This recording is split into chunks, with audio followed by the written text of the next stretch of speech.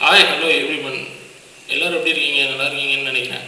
நாங்கள் பார்த்தீங்க அப்படின்னா வீட்டில் செம வெக்கையாக இருக்குது. சீலிங் ஃபேன் போட்டால் இன்னும் பயங்கரமாக வெக்க இறங்குது. அப்படிங்கிறதுக்காக ஒரு டேபிள் ஃபேன் கிராம்ப்டன்லேருந்து ஆர்டர் பண்ணோம். பட் ஸ்டில் அது வந்ததுக்கப்புறமா வெக்க பயங்கரமாக இருந்துச்சு. ஸோ என்ன பண்ணலான்னு யோசிச்சுட்டு இருக்கல, நாம் வந்துட்டு ஒரு பெடஸ்டல் ஃபேன் வாங்கலாம் அப்படின்னு சொல்லிட்டு அமேசானில் பார்த்தீங்கன்னா ஹேவல்ஸ் அப்படிங்கிற பிராண்ட்லேருந்து ஒரு பெடஸ்டல் ஃபேனை வந்துட்டு ஆர்டர் போட்டோம். ஸோ அதுவும் டெலிவரி பண்ணிட்டாங்க.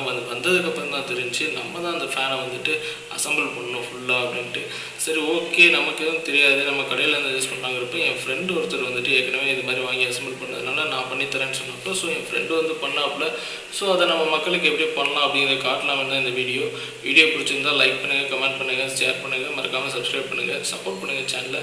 பார்த்தீங்க அப்படின்னா அவர் ட்ரேடராக இருக்கார். பட் ஸ்டில் வந்துட்டு அவருக்கு இதுவும் வந்துட்டு நல்லா தெரியும். அப்படிங்கிறதுனால சரி ஃப்ரெண்டு தானே அப்படின்னு சொல்லி வந்து எனக்காக பண்ணி கொடுத்தாரு. பார்த்தீங்கன்னா நல்லா தெரியும் எவ்வளோ கஷ்டமாக இருக்குது பாருங்கள். நமக்கு கொஞ்சம் கூட இந்த நாலேஜ் இல்லை. நம்மளாம் அதை வந்துட்டு பண்ணோம் அப்படின்னா கேட்லாகை பார்த்து பண்ணுற மாதிரி இருக்கும். ரொம்பவே கஷ்டம்.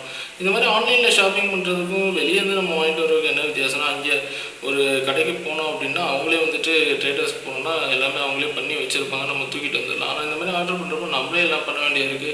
ஓரளவுக்கு பண்ண தெரிஞ்சவங்களுக்கே இது இவ்வளோ நேரம் எடுக்குதுன்னா நம்ம பண்ணோன்னா என்ன ஆகும் பாருங்கள். ஓகே, இந்த ஃபேனோட டிசைன் ரொம்பவே பிடிச்சிருந்துச்சி எனக்கும் என் வீட்டில் உள்ளவங்களுக்கும். ஸோ இந்த டிசைனை ஆர்டர் பண்ணலாம் அப்படின்னு சொல்லிட்டு ஆர்டர் பண்ணியாச்சு. கரெக்டான டைமுக்கு டெலிவரி பண்ணிட்டாங்க. பட் ஸ்டில் இது அசம்பிள் பண்ணுறது உண்மையிலே பெரிய விஷயம் தான். ஏற்கனவே அசம்பிள் பண்ணவங்களுக்கே இது கொஞ்சம் கஷ்டமாக இருக்குது. ஒரு வழியாக அந்த ஃபேனை அசம்பிள் பண்ணிவிட்டு பார்த்தோம் அப்படின்னா ஃபேனை ஃபீட் பண்ணதுக்கப்புறம் ஒரு ப்ராப்ளம் வருது. இது எனக்கு இப்போ மட்டும் இல்லை, நான் கிராம்ப்டனோட டேபிள் ஃபேன் வாங்கினப்போ வந்துச்சு. அமேசானில் வாங்கினப்போ என்னென்னா, நம்ம எல்லாம் மாட்டினதுக்கப்புறம் போடும்போது டப்பன்னு ஒரு சவுண்ட் அடிக்குது உள்ளே இருந்து.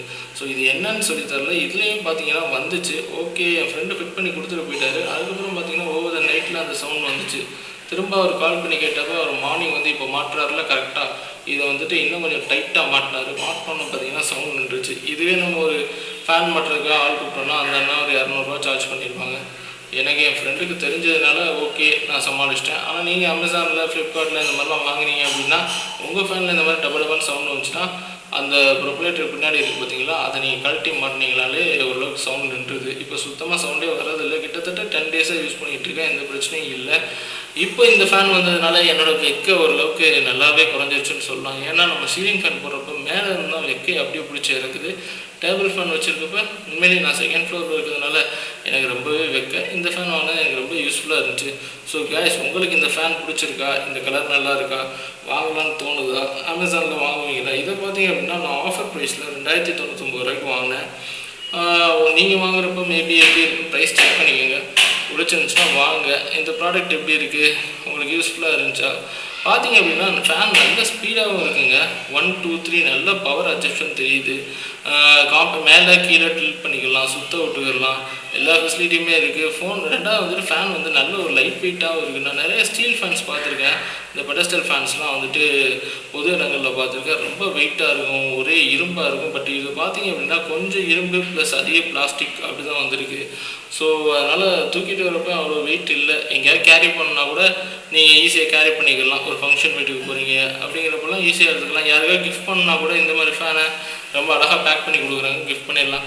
இந்த ஃபேனுக்கு என்னோடய ஸ்டார் பார்த்தீங்கன்னா 5க்கு ஒரு 3.5 கொடுப்பேன். உங்களுக்கு இந்த ஃபேன் பிடிச்சிருக்கா? வாங்குவீங்களா? கமெண்ட்டில் சொல்லுங்கள். இந்த வீடியோ யூஸ்ஃபுல்லாக இருந்துச்சுன்னா லைக் பண்ணுங்கள், சப்ஸ்கிரைப் பண்ணுங்கள். Thank you guys.